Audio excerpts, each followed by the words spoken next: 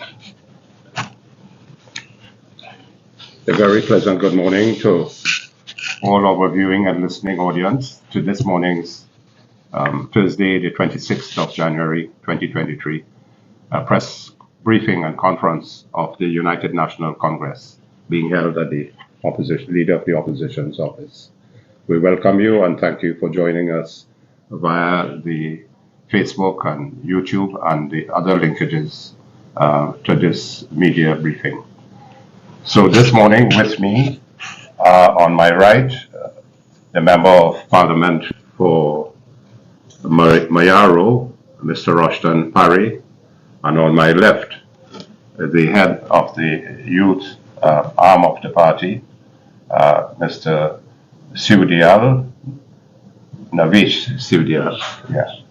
And first to speak would be Mr. Rushton Parry on matters related to the energy. I will speak on some matters related to education, and Mr. Siudial will speak on some matters related to GATE and the scholarships.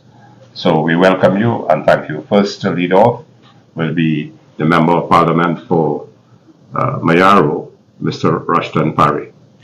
Thank you very much, Dr. Gopi Singh, and good morning to our viewers and listeners. Good morning to all of our supporters who are tuned into the World Wide Web, wherever you are. This morning, I would like to discuss the decision that was made by the Biden administration to grant the license for Trinidad and Tobago to develop the Dragon gas field in Venezuela's territorial waters and some other related matters. What I want all of you to remember, the key point here, is that the Dragon gas field is sitting solely 100% in Venezuelan territorial waters, and we have to purchase that gas from Venezuela. So first, I want to reassert the position of the United National Congress on this matter. While the announcement is welcomed and holds excellent potential for the country's energy future, it is not a quick fix from the current grim industry realities that face Trinidad and Tobago. This was clearly expressed by our opposition chief whip, Dr. David Lee, via a news release yesterday. Monetizing the Dragon gas field is at least 4 to 5 years away. In fact, bureaucratic, regulatory, and infrastructural work could take even longer. This government cannot herald this decision as an overnight solution to Trinidad and Tobago's low production output. The approval also does not gloss over the government's chronic mismanagement of the sector either. We must not forget that. The fact remains that through inaction and inappropriate policies, the PNM government has driven oil and gas production to its lowest yields in 18 years. The government has consistently failed to be innovative and ingenious in matters of our energy sector. This Rowley administration, ladies and gentlemen, has not introduced proper fiscal incentives and an overall enabling environment that would have had the effect of spurring exploration over the last 7 years. As a result of this, the average daily production has fallen to 2.8 billion standard cubic feet, when 4.1 billion standard cubic feet is required in order to meet our market demands.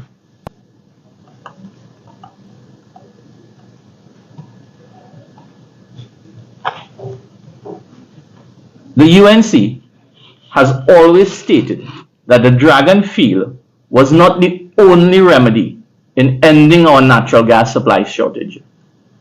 Creative and competent management is required to stimulate the sector and encourage exploration, and thus in turn allow for a turnaround on our present all-time low production.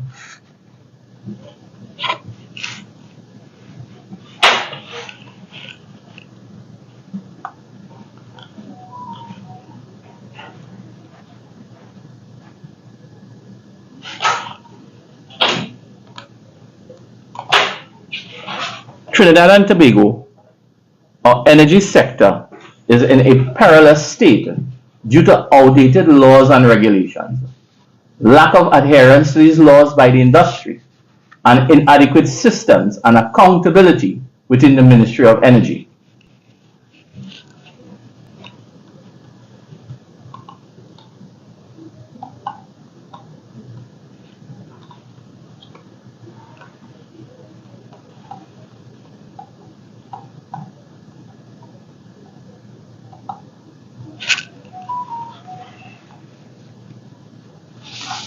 We are also aware of the global demand for cheap, clean fuel.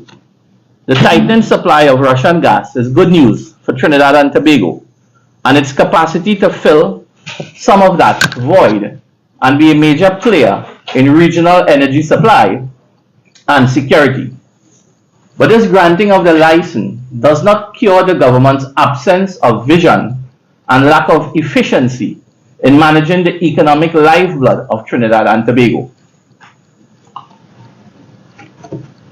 This is an obvious and disturbing fact that the Rowley's administration, 7.5 years in national office, have not made any progress. We also want to restate the fact that Washington has not authorized the issuance of payments to Venezuela, and this could make it difficult, maybe even impractical, for Trinidad and Tobago to craft a commercial agreement with Caracas.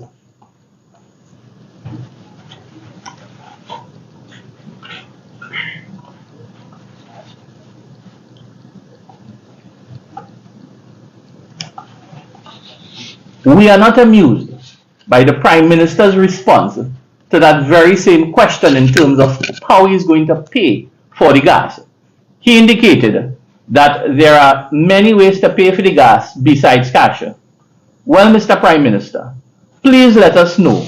We are sure that any alternative forms of payment besides bartering will require legislative and regulatory changes which should start from today.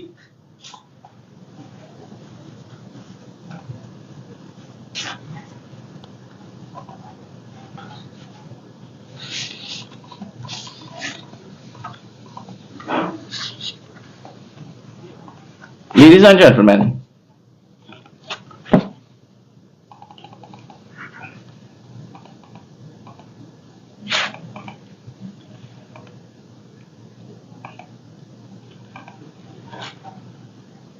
I want to bring to your attention the issue around the United States Office of Foreign Asset Control to remind you that although a license was granted, they have not lifted other relevant restrictions and sanctions against Venezuela. These administrative matters could take long years to be resolved, especially considering the Rowley government abysmally poor track record of gas negotiations. Further, you are aware that Trinidad and Tobago's investment environment is currently ranked as one of the worst in the world. The World Bank has listed this country as 105th, a dramatic fall from 8 years ago under the leadership of Kamla Persad-Bissessar.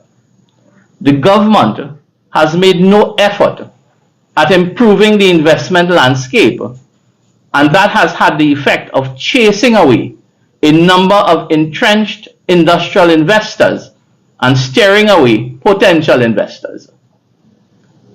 It was most timely and appropriate that the decision of the US authorities to grant approval was announced while Trinidad and Tobago's energy conference was taking place. At that conference, ladies and gentlemen, Rystad Energy Consultants pointed out 4 specific areas that require improvements to attract investments in the energy sector. The first is the need to make fiscal terms better. The Chamber says that this is vital in boosting hydrocarbon output.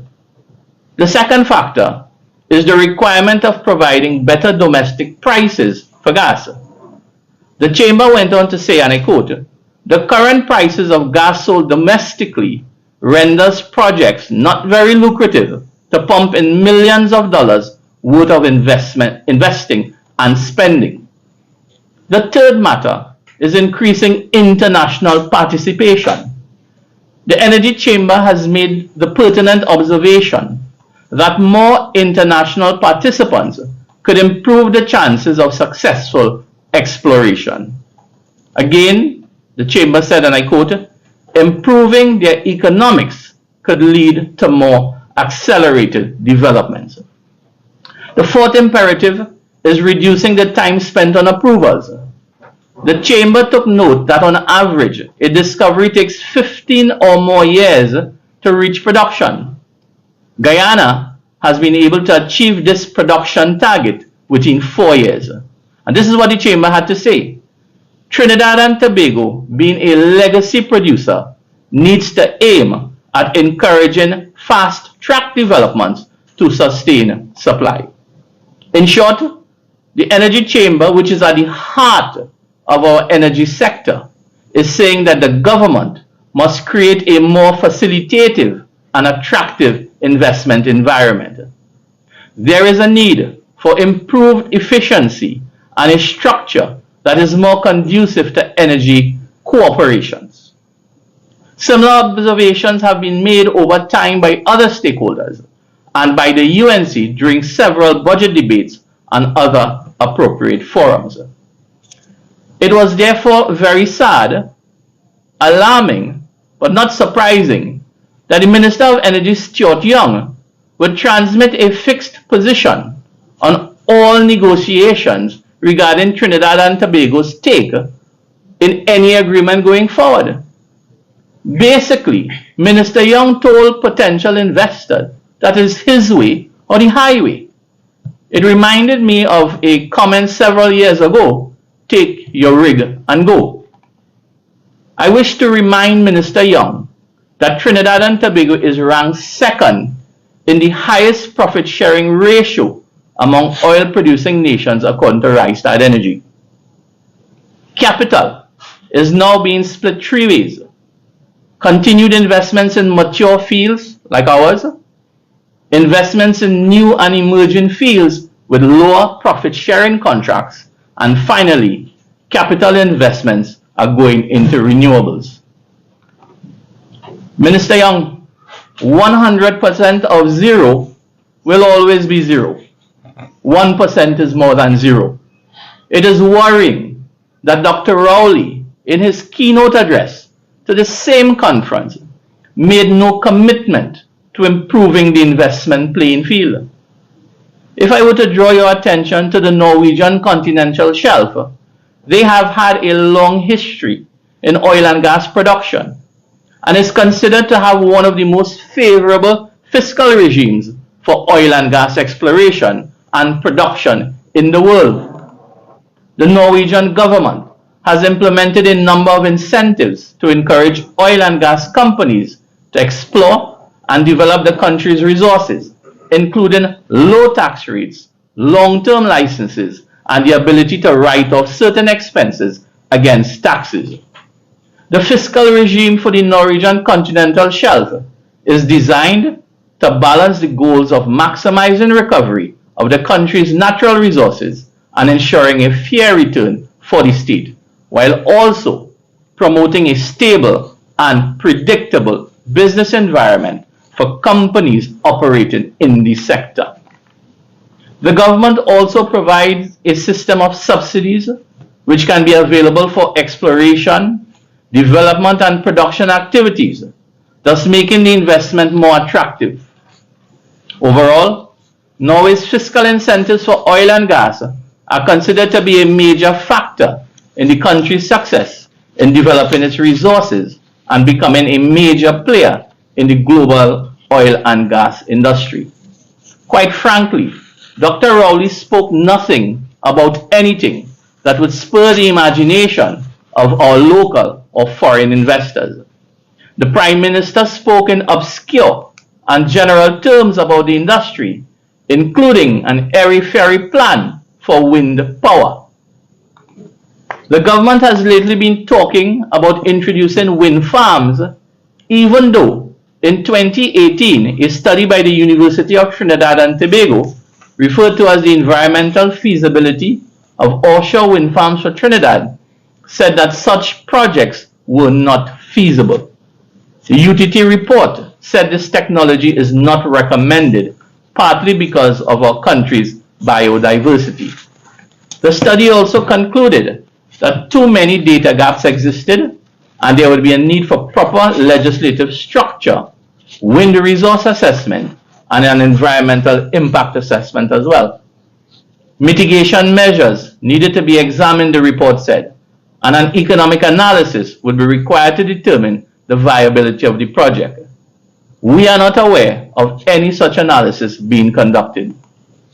The UTT report went on to say that wind farms could cause environmental damage, including severe permanent impact on leatherback and hawksbill turtles. Yet, Dr. Rowley threw out the idea in a cheap and blatant attempt to attract headlines and to avoid the crucial issue of improving the energy investment circumstances. Again, the government has failed to do its homework. Once more, the ruling regime is playing politics with important policy issues. As I return to the Dragon gas matter, we wish to caution the government that it should not undertake short-term fiscal planning based on any forecast of returns from that particular project. In fact, it is highly likely that the PNM will not be in national office when this field begins pumping natural gas. We also advise the government not to attempt to blindside the national community of improved social and economic conditions on the basis of monetizing the Dragon field. While the grass is growing, the horse is starving, and this project is not a solution to the hardship currently being endured by the people of Trinidad and Tobago. The current high unemployment rate, steep poverty levels, and inflation are the results of poor governance, wastage, and corruption. They are the bitter fruits of ongoing mismanagement by an incompetent regime. The government must find remedies for the economic woes being faced by many of our citizens, including the inability to feed their families, pay their bills, have proper shelter, and send their children to school. Those are the critical issues confronting Trinidad and Tobago, and they are worsening each day. In a government that seldom has good news to share, we understand Dr. Rowley's jubilation on the Dragon gas field decision. But we reiterate that immediate attention must be paid to restructuring the energy investment conditions in order to place this sector on a sustainable growth path. The United National Congress, or National Transformation Plan of 2020, we focused on friendlier fiscal regimes for new and existing operators in the deep water fields. A UNC government would create new and improved legislative and policy mechanics to bring unsanctioned fields into production within a 3 to 5 year window, down from 10 to 15 years. This would allow for more gas for our downstreamers and their long-term capital commitments. The United National Congress remains committed to the development of the oil and gas sector in Trinidad and Tobago. We look forward to the decarbonizing of the sector, improved fiscal regimes for nearshore and deepwater exploration. We urge the government to work towards shorter horizon windows, as capital now has newer, low-cost emerging hydrocarbon fields and options for renewables. In closing, we stress that the Rowley administration must attend to the crying needs of a nation in distress, and as a result of financial adversity and the horror of crime that is numbing an entire nation. Thank you very much. Thank you very much, Member of Parliament, former Yarrow MP Rushton Parry, for addressing these issues related to the Dragonfield energy aspect, which was spoken about yesterday by the Prime Minister. So thank you very much, Rushton, and I'm sure you will be able to take questions in a while.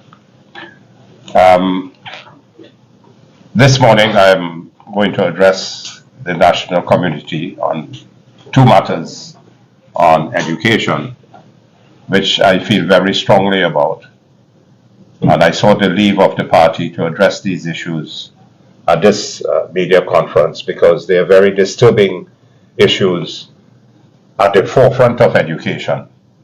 And that is one related to the SEA and the other related to the Concordat, both of which have been going through some major issues from the Minister of Education, but I will speak to those issues in a while. But permit me to address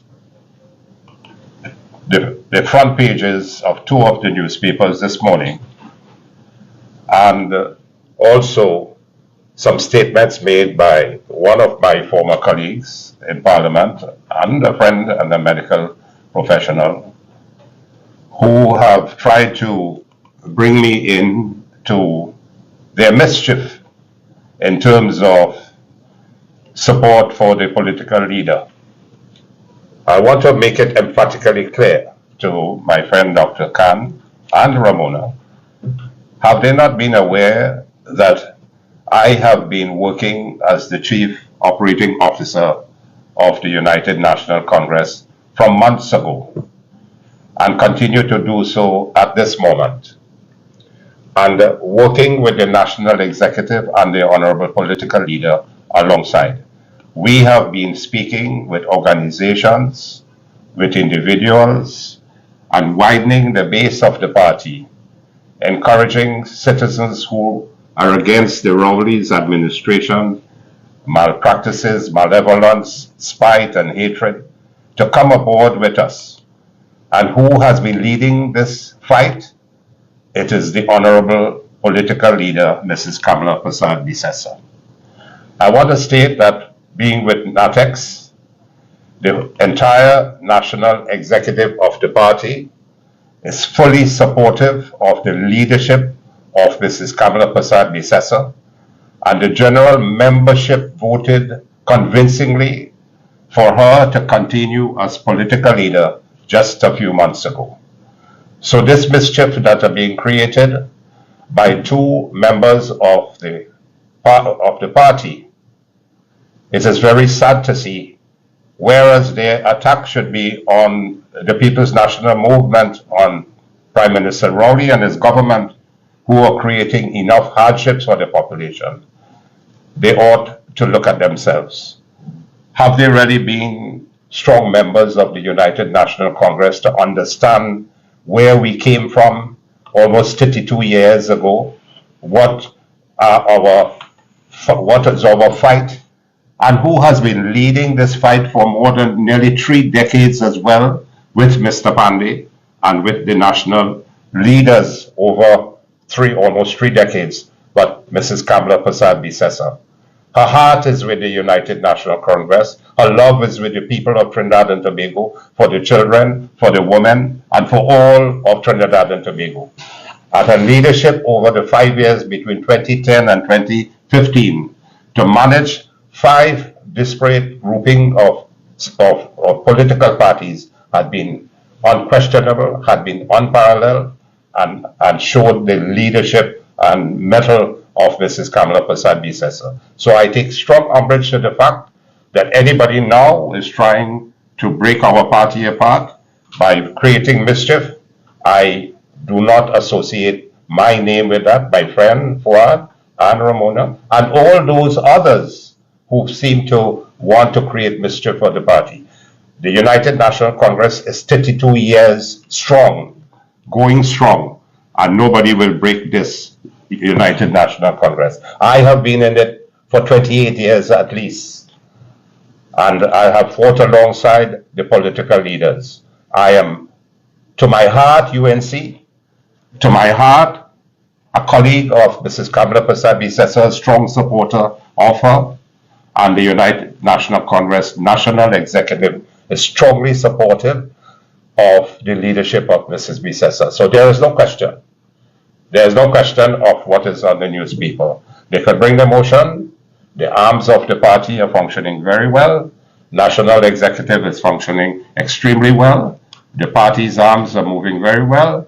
And there's a way that if you want to bring this motion, the motion will be dealt with in accordance with the party's structure and movement forward.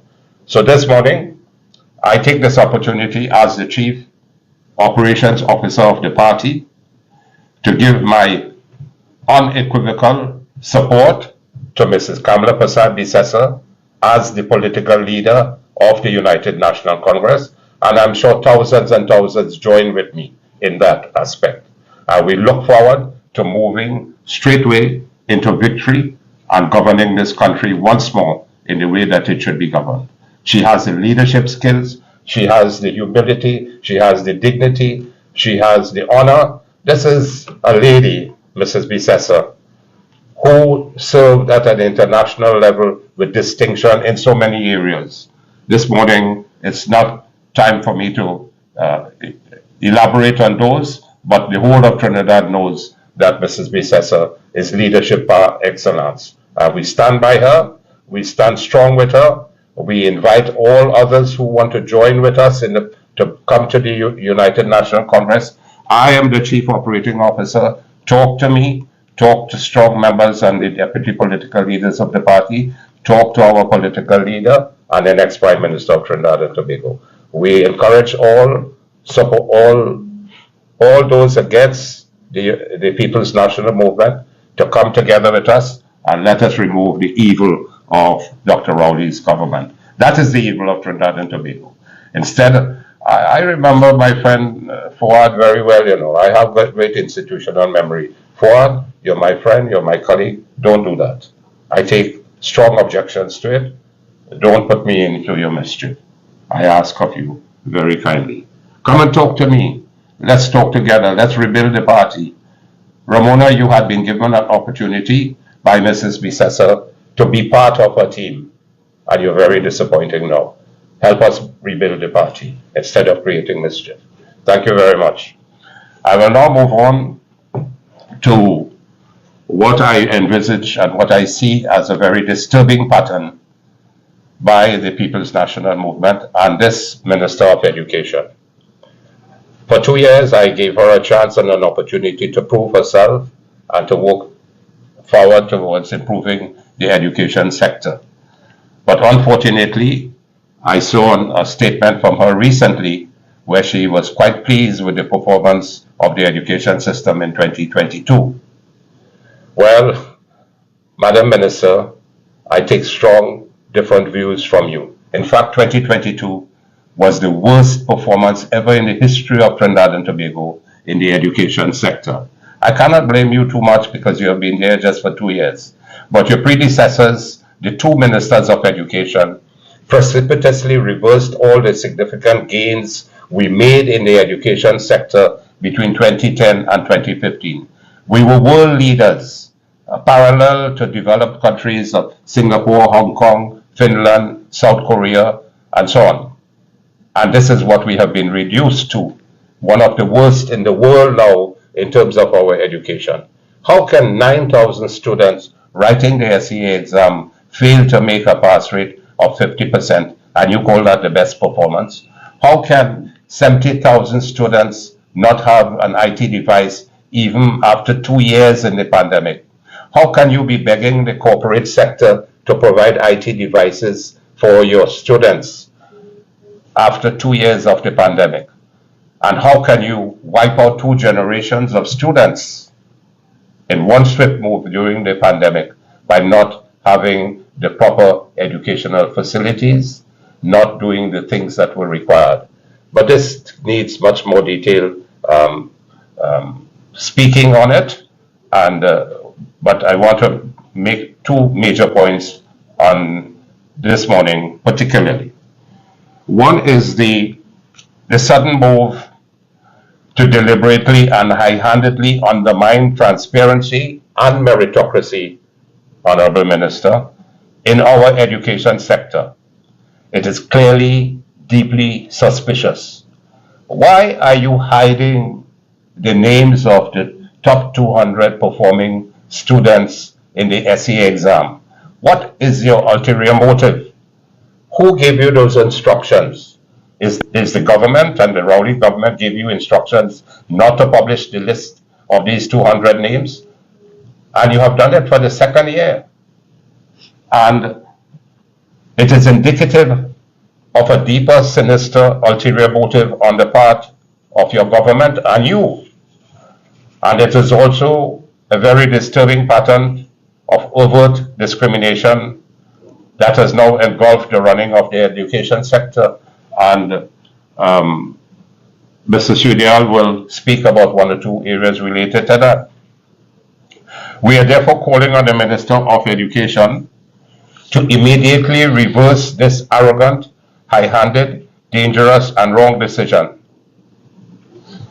The issue of denying pupils their constitutional rights in having the SEA results examinations published in Trinidad and Tobago is therefore of a serious, major national concern. The Minister of Education must now come clean. I invite her to talk to this population, come clean about her government and herself. What are their motives for denying our young pupils their constitutional rights of fairness and equality in the education system?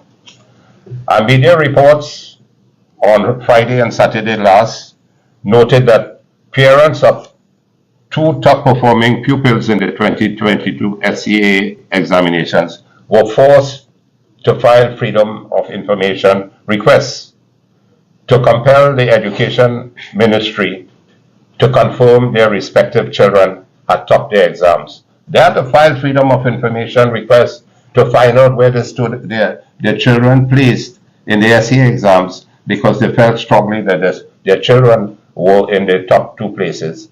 But the Ministry of Education refused to publish or give that information to them.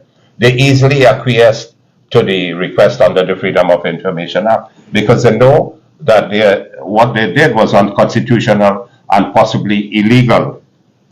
So the parents' actions were prompted by the Education Minister's arrogant and dictatorial move to ban this practice. And so the practice of publishing the list of the top 20 performing SEA pupils and prevent them from being rewarded for their great academic achievements. Everywhere you go in this world, meritocracy takes place.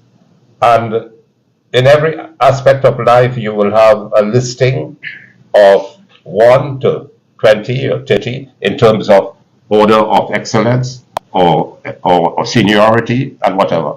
You had it in the World Cup football. The top 32 countries in the world, which were ranked number 1, which were ranked number 32. You have it in all spheres of life.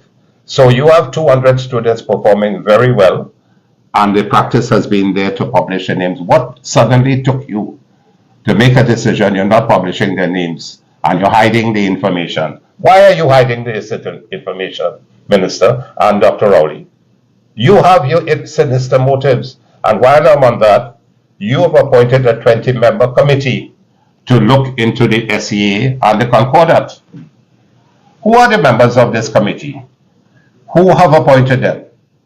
What is their claim to fame in being on that committee when national consultations held from early as 2010 when we were in government with almost 3,000 educators having looked at it on 2 national consultations for 4 to 5 days each and 8 district consultations. They never indicated about any interference in the Concordat and neither in the SEA because they were not able to put together a formula for dealing with the SEA. Thousands of educators in 2010. But they made some recommendations to bring on the program of assessing these students in standard 3, 4, and 5 and bringing their marks together. But this morning is not a time for that. So the Education Ministry had to be compelled to reveal this information.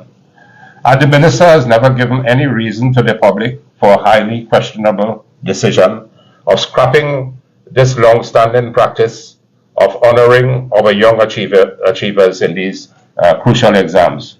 No public consultations with parents, teachers, denominational boards, and the respective unions before arriving at this highly dangerous situation.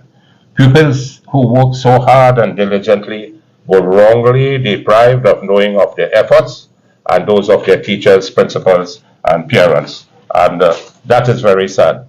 In fact, I believe in the last year of Mr. Manning's administration, they began to publish the names of the top 200. And we continue that because excellence must be rewarded. And I'm sure my Mr. Shudial will speak about the meritocracy and so on in a while too. So this is the first issue I want to deal with in terms of the education sector. The other is the Concordat. The Concordat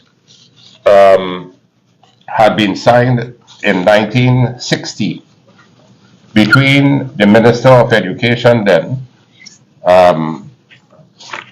Mr. John Donaldson, that's the father of the latter John Donaldson Jr., while he was Minister of Education in 1960,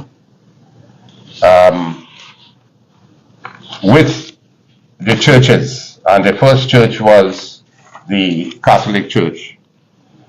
Now, that Concordat, I have it here, the Concordat of 1960, assurances for the preservation and character of the denominational schools, as approved by Cabinet and signed by Honorable J.S. Donaldson, Minister of Education and Culture, on behalf of Cabinet on 22nd December 1960 and published 25 December 1960.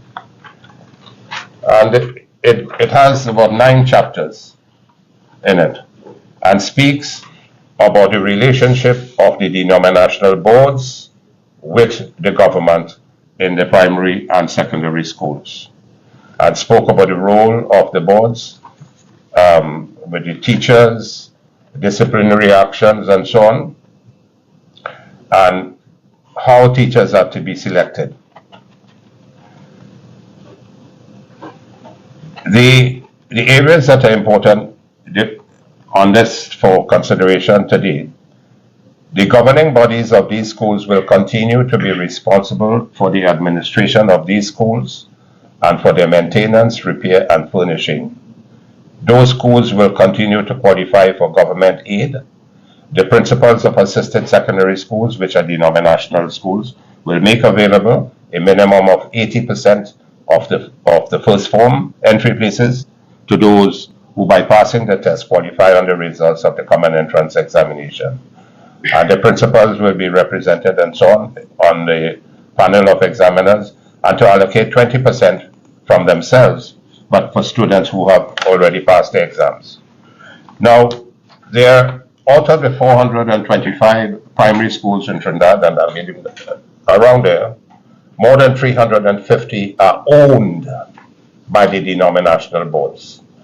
There are 17 denominational boards operating in Trinidad and Tobago now, including the Catholics own about 117 of these primary schools, the Anglicans own about 75 and more, the Presbyterians own about 73 of these primary schools, and the Mahasabha own about 43.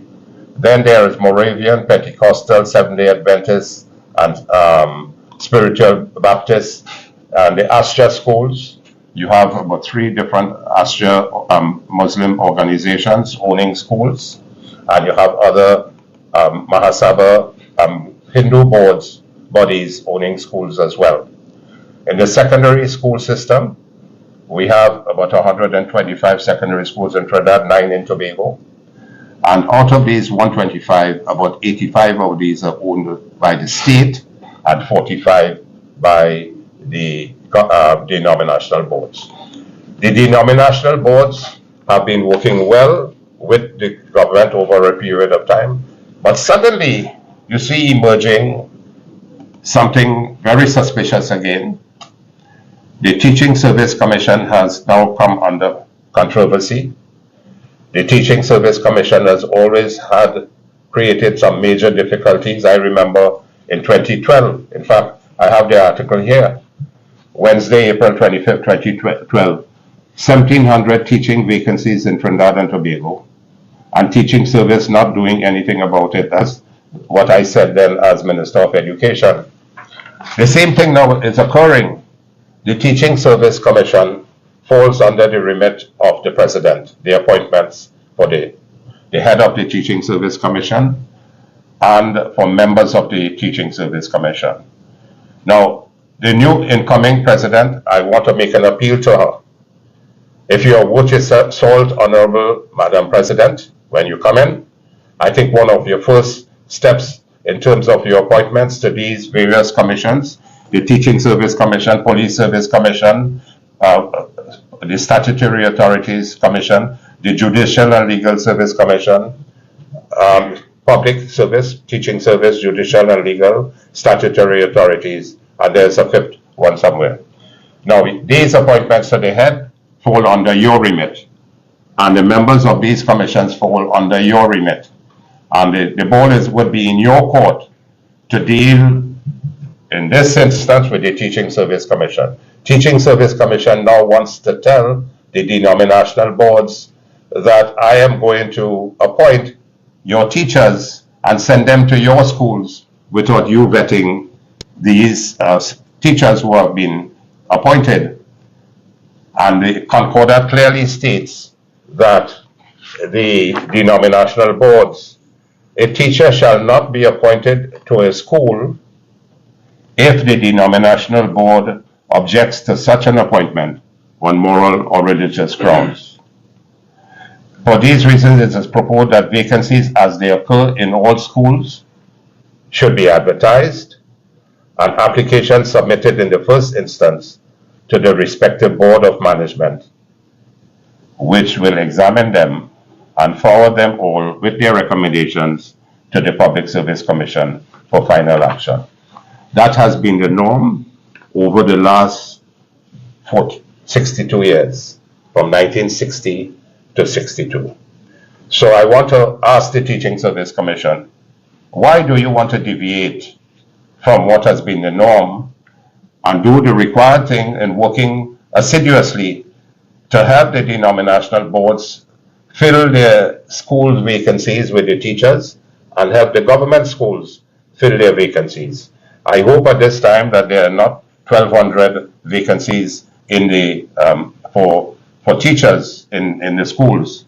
And I saw recently that one of the denominational boards has objected to the high-handedness of the Teaching Service Commission, and I hope that that situation does not have to go to court. And I hope that common sense will prevail with the Teaching Service Commission as to what their responsibilities are.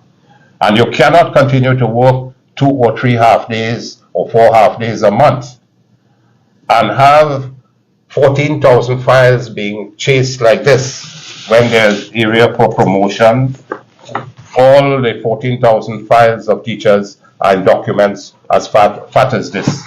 And when there is an area for promotion or transfer, how could you be chasing 14,000 files across 5 or 6 different people before a promotion should be done? How could you meet 4 or 5 half days a week? And how could you have a depleted amount of administrative staff and hope that you can function properly? And we call upon you, I call upon you as a former Minister of Education who had the honor and privilege of serving under Mrs. Kamala Persad-Bissessar, who did tremendous amount of work for this country in 2010 to 2015. We call upon you to put your house in order and do what is correct and right, and do it swiftly with efficiency and competence. Do not allow yourselves to be drawn into a legal imbroglio. You can avoid that by doing the correct thing. So members of the Teaching Service Commission and the Honorable the president of the country to come in. We expect that there will be discussion between the president and the Teaching Service Commission chairman and members to work diligently in terms of bringing the education system to a proper focus and prevent legal implications and ramifications in the conduct of the education system.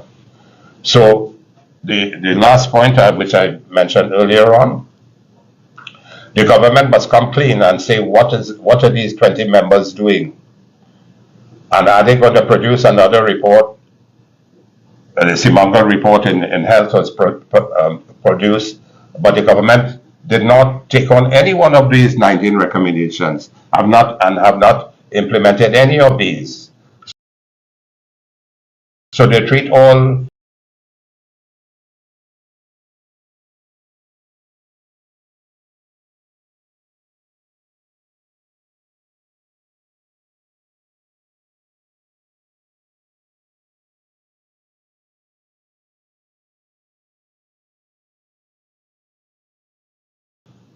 with scant disrespect. So tell us about these 20-member committee, and we call upon the Minister of Education to indicate now that she is going to publish the names, and the students must be rewarded for their excellence and their diligence. It is only befitting for the parents to understand and to appreciate what the children did, what the principals did, and the performance of the students. So, members of the national public, these are critical matters because you, as parents, have nearly over 200 students in schools, about 36,000 in early childhood education centers, about 18,000 by 7 years, 126,000 in primary schools, and about 96,000 in secondary schools. And then you have 14,000 teachers running, and over 450 primary schools, about 200 early childhood education centers, and 125 secondary schools in Trinidad. So education is a fundamental cornerstone and a fundamental pillar of any civilized and developed country. And sustainable development depends to a large extent on human capital development. And when you damage the aspect of moving towards excellence in education and carry your country forward towards a first world status as far as education and human capital development, and you're doing everything to stifle that, to prevent that from happening, shame on you. Shame on this government. Shame on Dr. Rowley's government over the last 7 years.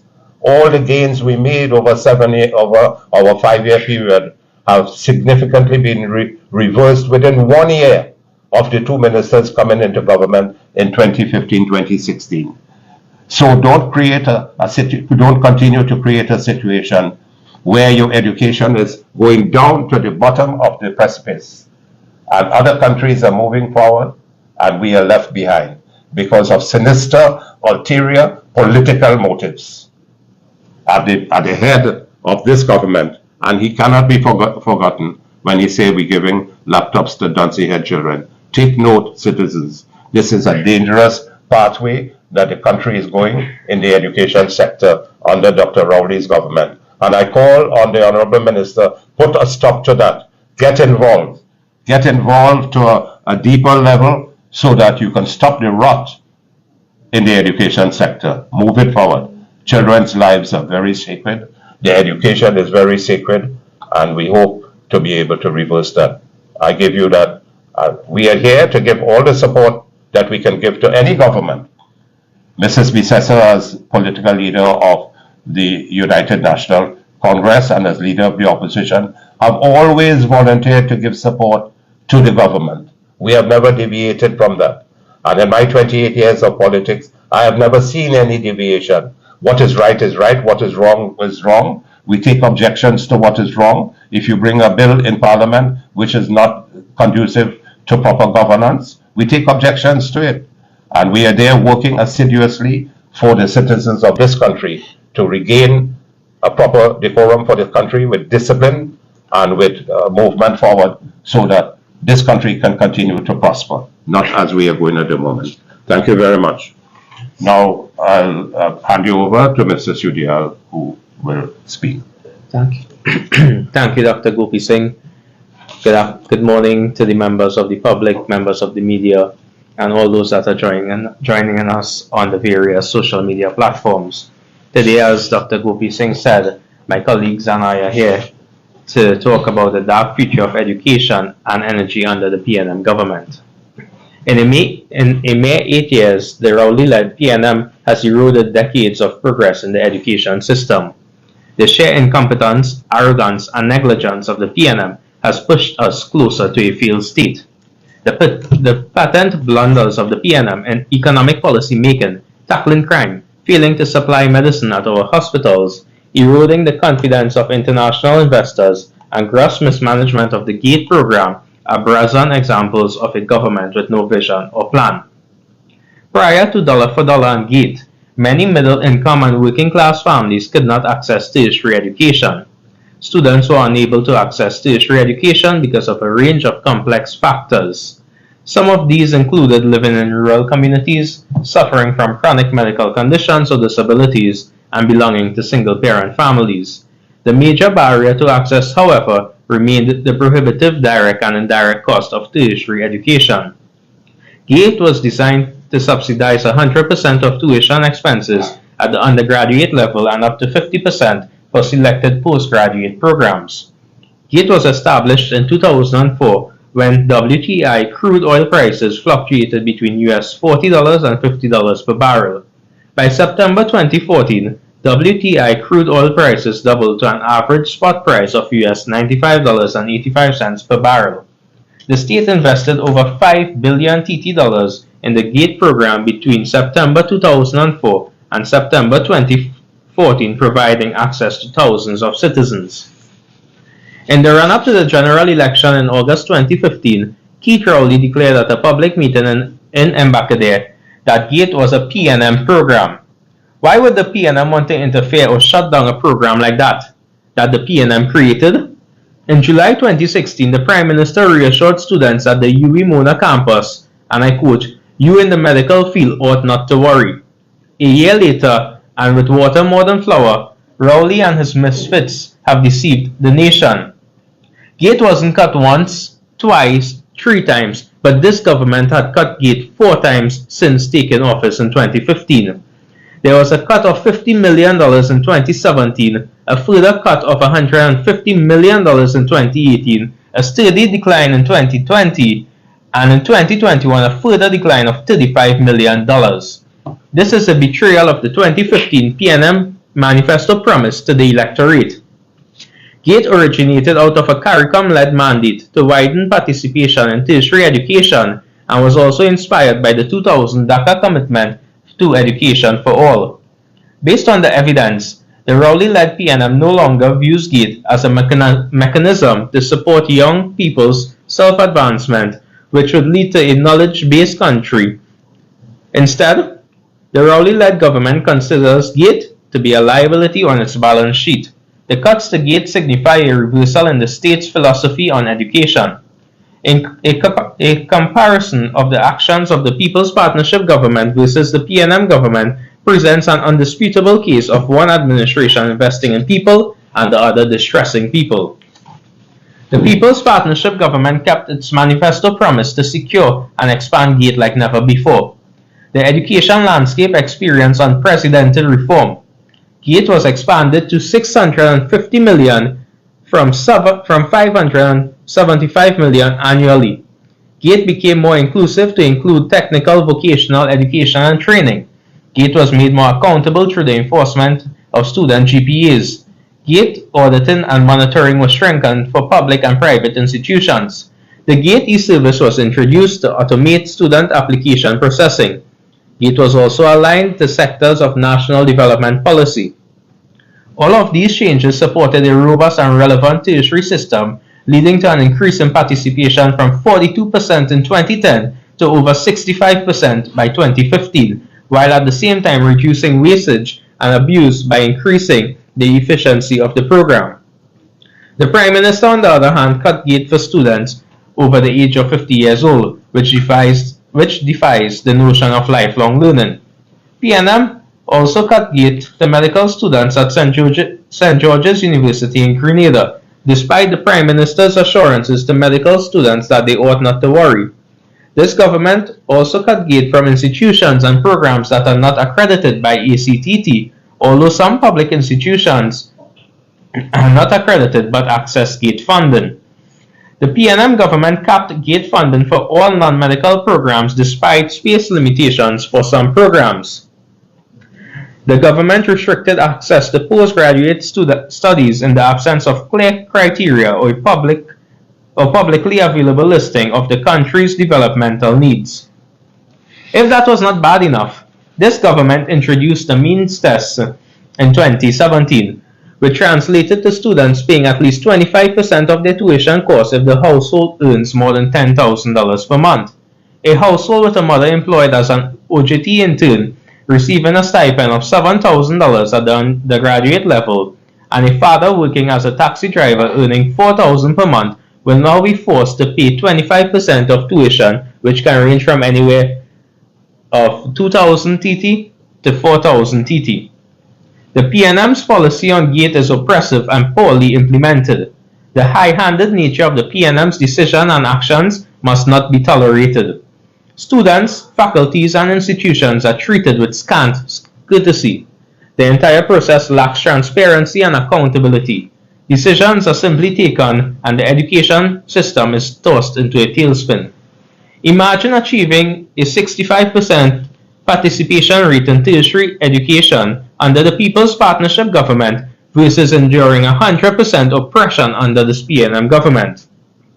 Another burning issue is that our educational system is dealing with the government's decision to cut scholarships. In a press conference in 2020, the Minister of Education indicated that the government had decided to cut scholarships from 400 to a mere 100. In her explanation, the Minister indicated that this was done in order to save the government close to $100 million. Apart from regular scholarships that students can obtain, the Ministry of Education tried filling the void by providing a bursary scholarship that would assist high-performing students within the tertiary level institutions. In September 2022, the Minister of Education boasted that 355 students were to receive bursaries from this government. After this government single-handedly dismantled GATE and the scholarship program, they are now trying to fit square pegs in round holes. I have with me correspondences between the Scholarship Division of the Ministry of Education, which began on September 12, 2022, with a congratulatory letter sent by the Minister of Education. This first email indicated that students were recipients of the bursary scholarships and what information and requirements they were needed to provide. Following the first email, on October 20th, 2022, another individual from the students from the Scholarship Support Unit indicated that the deadline of December 11th, 2022 must be met in order to qualify for funding under these scholarships, bursaries.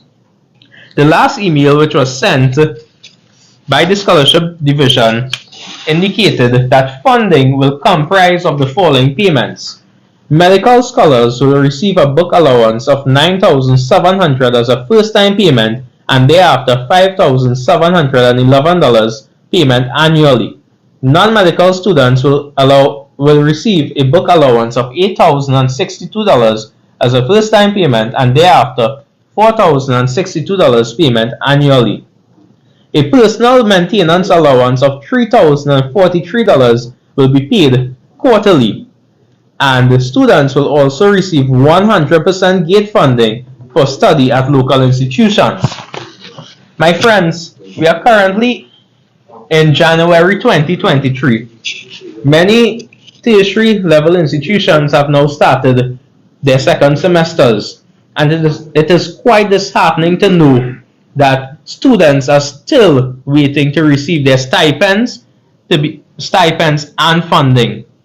We have a situation where students and their parents are now being forced to pay for their tuition fees at these tertiary level institutions because the government has failed to deliver on their promise of taking care of these payments. Students are being students are being locked out of their learning resources because they weren't able to pay fees on time. Minister of Education, where are parents going to get these extra funds in times like these? Since your government has come into office, close to 100,000 people has lost their jobs, and now they have to find additional money to pay for their children to go to school and complete their various degrees. In conversing with many previous bursary awardees, they indicated that they turned down the opportunity because of the constant runaround that they faced. I would like to ask the Minister two questions here today. Minister, can you indicate how many students have turned down the bursary scholarship since 2020 to present? And can the Minister indicate why are these delays occurring in the payment for students, and what plans does the Ministry of Education has to rectify this? It is also rumored that a sitting government minister's daughter was awarded a scholarship with grades that weren't as good as those of her classmates. Is this just another PNM scholarship slush fund? We are talking about the mother of all carnivals at the cost of $147 million, paying rent to a minister and his family in the value of $23 million, but the future of our country is being treated like a headless chicken running back and forth. Minister, you promised and you said in the budget, in 2022 budget, that $35 million was allocated to take care of these bursary scholarships. I am begging with you and I am pleading with you, please let these students, receive their stipends and receive funding for their tertiary level institutions. As I sit here today, I am sending a message to the Minister of Education. Tomorrow, we will be delivering a pre-action protocol letter to you because many students are complaining and we will be the voice of those students. I thank you. Thank you very much, Mr. Kabis Sudial, for exposing the gross irregularities and the mismanagement of the entire scholarship area as well. Thank you for exposing some of the pitfalls. And may I add something to your presentation in terms of who are members of this bursary committee? They must make that public. Who are now, what criteria they give the bursaries? As you mentioned, that some irregularity took place in an award. So, what are the criteria for giving the bursaries? And as you mentioned, is it another follow-up PNM slush fund where they gave almost 80-something million previously to PNM supporters and followers and their children? And this is not the way that this country ought to be governed. And thank you very kindly for exposing that. In fact, our tertiary degree participation went beyond 67%. It was close to 72% during our 5-year term of office. So thank you very much. Appreciate it. If there are any questions from members of the media, we are happy to entertain those questions. We have a few questions coming in. Yes. The Chief Owner's Business Chamber has said that the driving campaign must be done as fast as possible. How long do you think before the negotiations for this will be finalized? These type of fields, they normally, the horizon window from exploration to production is normally 4 to 5 years. I suspect the fact that there are still specific financial sanctions against Venezuela, the negotiation of the license agreements, that too will add to the normal systematic time it takes to bring these agreements into play. So I hear the Chaguanas Chambers in terms of the need to get this done as fast as possible. I think the faster it gets done, it augurs well for Trinidad and Tobago. But I can't see it happening anytime in the near future because of the fact that you already have set systems in place 3 to 4 to 5 years, and you have this additional layer of bureaucracy with regards to navigating the sanctions around Venezuela as to how you're going to pay for the gas, what is the agreement in terms of delivery and so on. So I suspect it's going to take some time. Well, the US has made it clear that sanctions have not been lifted on Venezuela in terms of providing cash payments. Given that, how can China then pay for this gas? Well, after listening to Dr. Rowley in his press briefing a day ago, he indicated that there will be several other mechanisms of payment. Now, my understanding from other jurisdictions where there may be similar issues, outside of the issue of bartering, where you're going to trade, for instance, fuel and so on, in terms of for your costing on your side, that is going to require a lot of legislative and fiscal and policy changes on our end.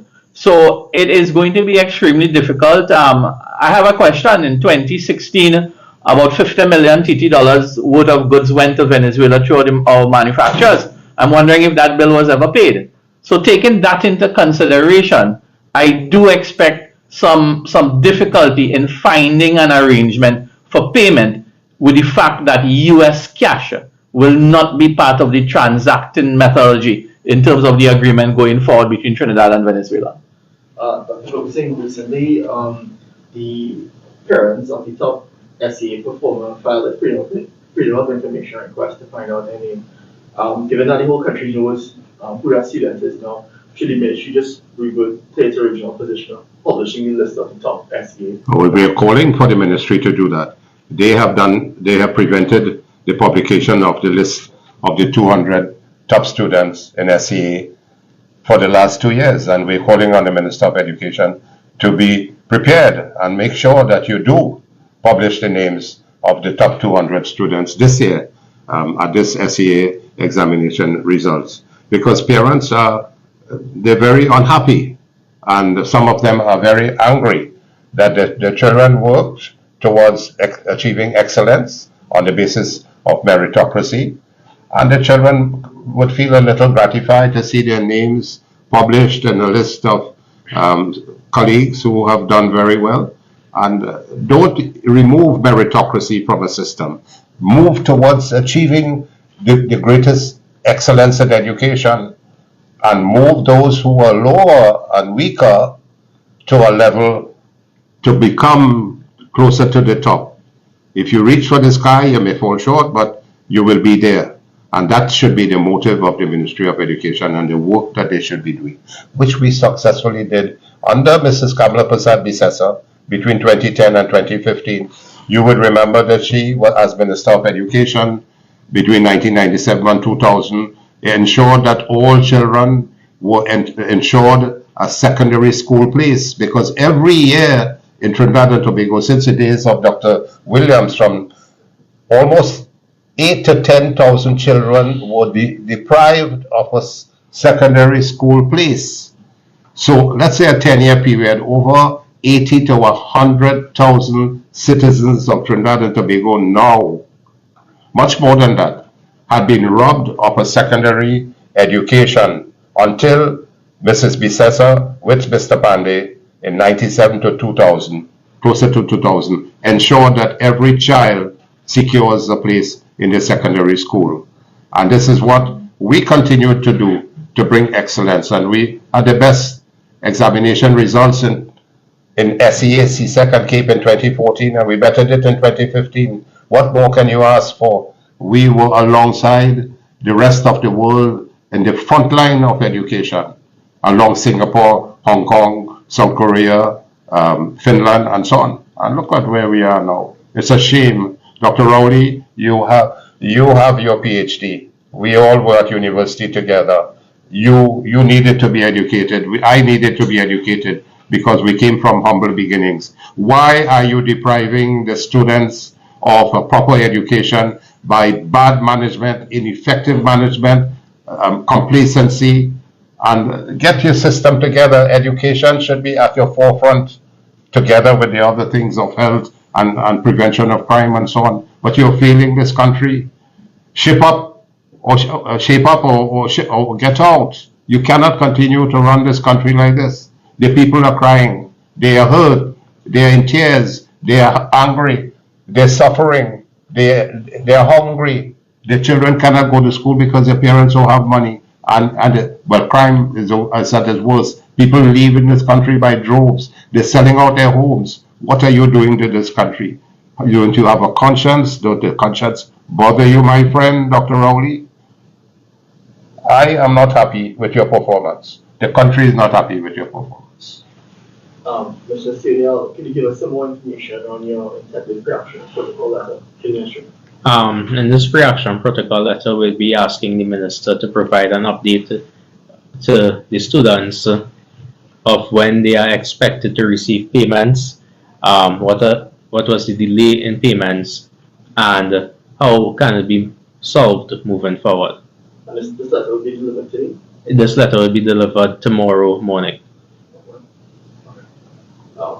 Can we get a copy of it? Yes, sure. I will also attach all the correspondences that the Scholarship Division of the Ministry of Education has been sending to these bursary awardees.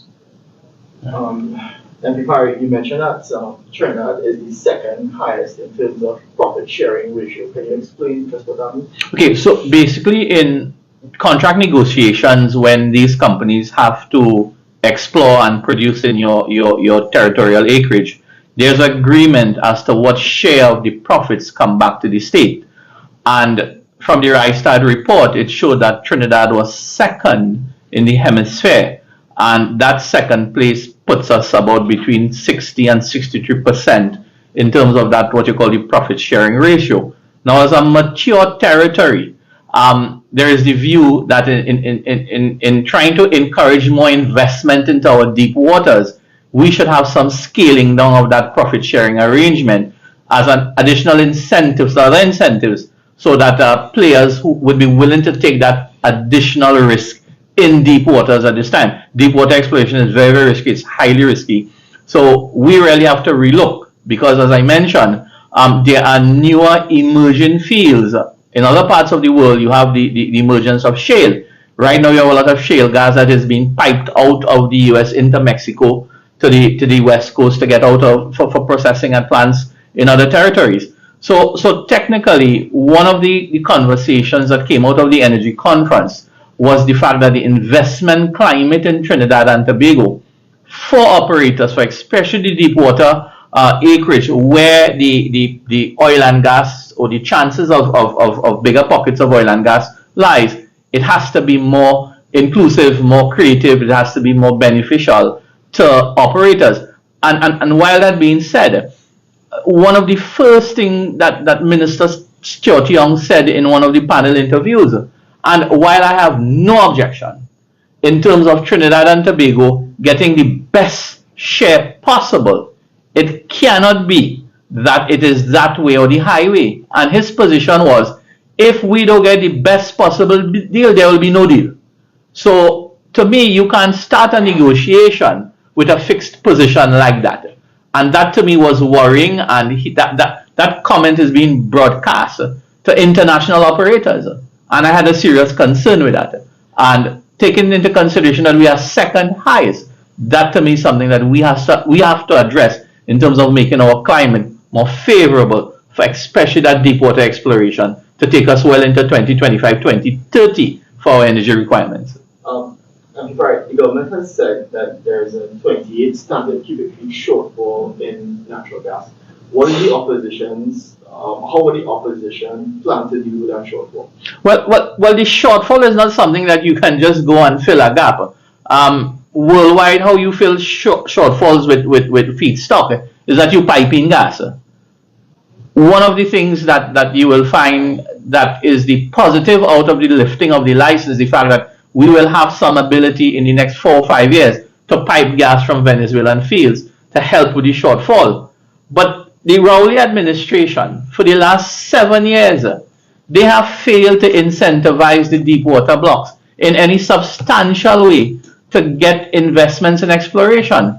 You have to explore, you have to search for the gas, you have to search for the oil, and the incentives just didn't work. They did some incentives in terms of land-based exploration with a change in the SPTs over the last 2 years.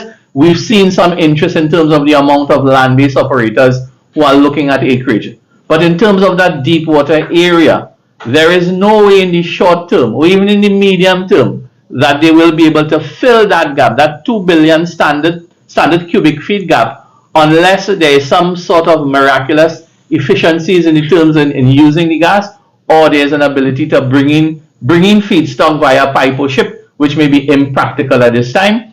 My answer to your question is that a progressive government ought to act immediately to improve the investment climate, to ask those players who are sitting on the verges of the Stabroek field out of Guyana to look at our deep waters, get them here, get their investment, get their $20 billion or $30 billion invested in the Trinidad and Tobago economy immediately, and that is the way that we ought to be going to get that investment in, fix our investment climate. Dr. Gopsing, you mentioned the concordant. Is the opposition in support of the concordant then? That's Pardon, I missed that. You mentioned the concordant. Is the opposition in support of the concordant? Oh yes, we are in support of the Concordat. We have respected that Concordat along the way. Every government related to the United National Congress has respected that Concordat. But the issue is the Teaching Service Commission now need to put its house in order and respect what is written in the Concordat. Anything otherwise would be unconstitutional and possibly illegal. Thank you very much, ladies and gentlemen, and distinguished. We have. Hi, good day. Just to follow up then on what you were saying about the Concordat, Dr. Gopsing.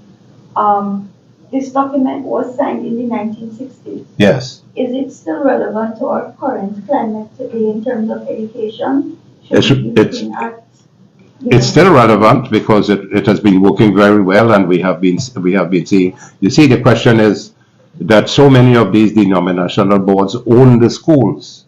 So any change to the Concordat must undergo some serious, widespread consultations with all the denominational boards, the general public, the educators. There must be widespread consultations before you even consider changing anything on this, because this will need some serious constitutional changes, because this is deep-rooted, and this goes back almost 150 years ago when different people came into Trinidad to start to educate the population in Trinidad.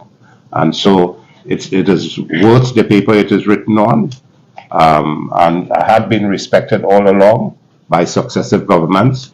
We hope that this government continues to respect it, and that they don't have sinister and ulterior motives for disempowering this Concordat. And if there is to be any change whatsoever, there must be widespread national discussions with these with all stakeholders in this matter. Okay, and thank you.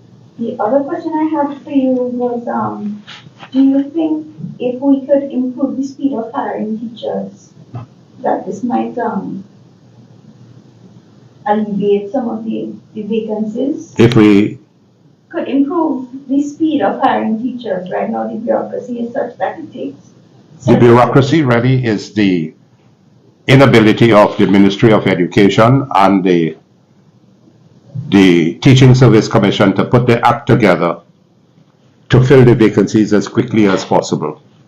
There is always a large timeline, and I mentioned the fact that in 2012 I became exasperated when I discovered there were 1,700 vacancies to be filled in the schools, including over 150 deans of discipline and so on. So you can't work a few half days a month, have a depleted administration system, and chasing 14,000 files on files like this and expect to be efficient. Things have to change, and they must be changed radically and quickly.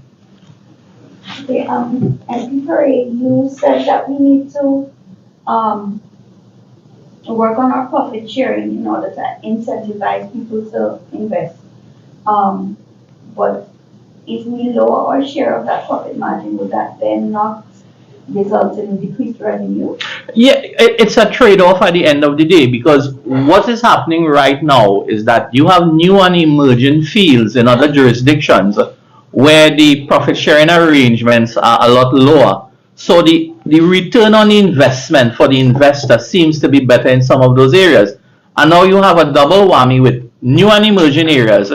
You have the issue around investing in renewables as well. So it means that capital that is available for mature provinces like Trinidad and Tobago, then the requirement for better incentives is necessary. And again, that is something that came out as a huge topic of discussion at the energy conference this year at the Hyatt over the last couple of days, because you are competing for capital, and then you have a lot of boards on these major energy companies who are in line with going with the net zero options, the decarbonization, and the boards are saying, well, look, we will only put 30% of our investment capital into mature fields, into fossil fuel.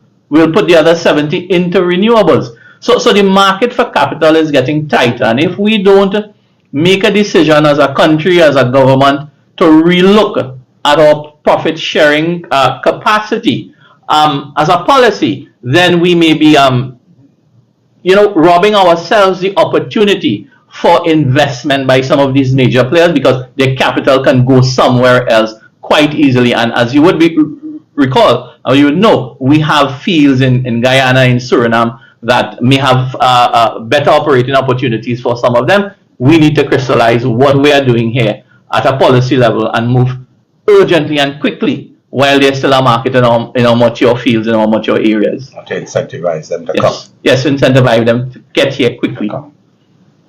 Yeah, so one last question for Mr. CDL. Given some of the issues you raised, do you know of any students who have been locked out on their educational platform? Last week, unfortunately, one person reached out to me indicating that because of the non-payment of funds by the Ministry of Education through the bursary scholarship, he has been locked out of his My Learning platforms, and he comes from a single parent household, and they are unable to currently at this time make the payments that are to be made to the tertiary level institution for him to get back access to his learning platform.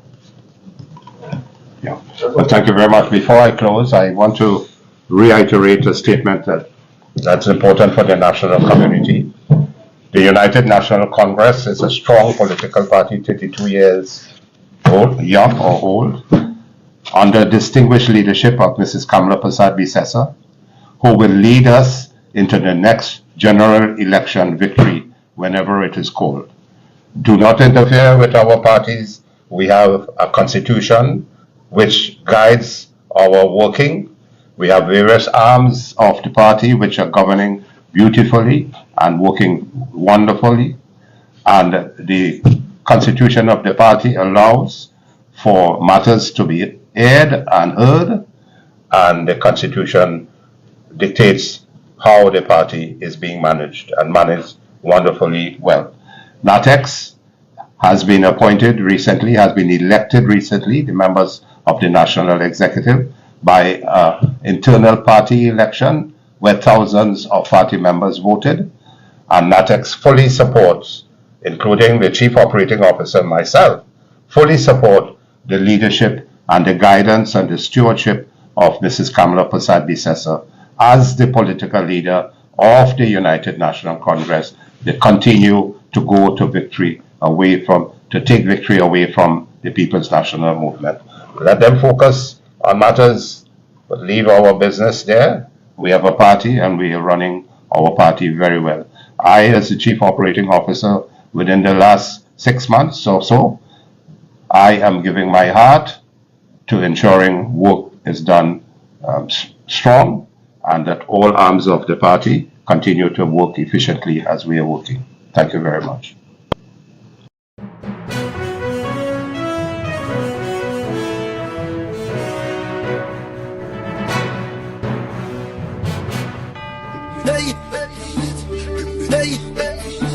you ready to feel the beat of soca? Are you ready to feel the beat of chutney?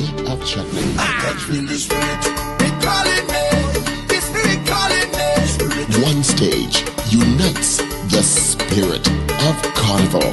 Saturday, 4th February. One people, one beat, one night. I love Joker. Come feel the beats.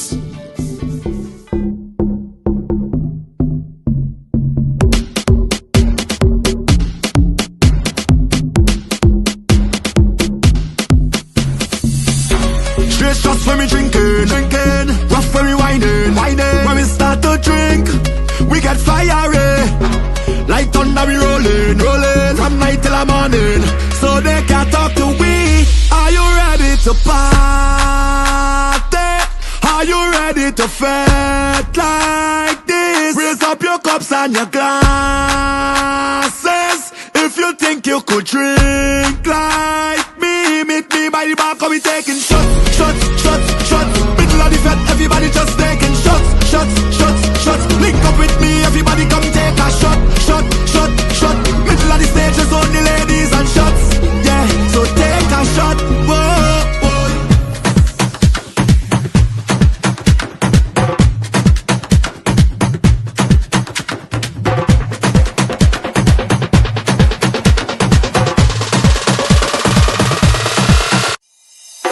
I hear what chutney steam.